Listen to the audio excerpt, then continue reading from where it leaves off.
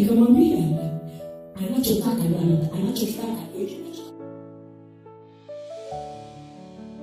okay.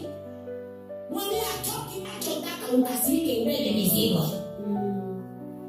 Ninaenda bwana nirudi kwetu ili saizi wakae kwenu wewe unamwachia mtu nyumba mmeshajenga unamwachia maisha.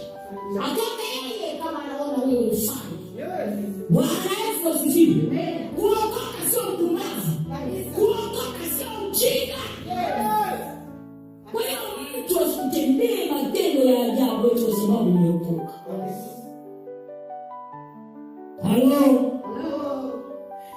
Nikamwambia toa moyoni, tupa kule wewe mtu.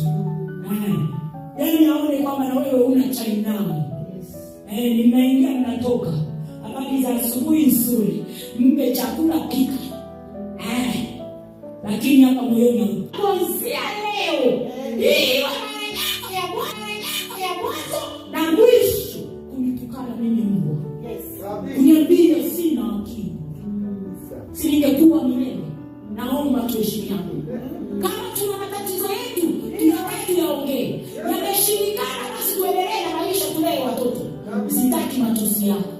Na kama unaona hapa wamekushinda, umepata kitu kingine. Mlango ule pale baba. Nenda. Toka wewe. Kabisa. Sikilize jirani yako, unataka kuwa mjinga. Mbele za watu natukana wewe Mungu. Hauna akili wewe. Tosha. Halo. Kwa sababu wanaona mlokole. Tukienda kwenye uvumilivu tutakuta neno kiasi.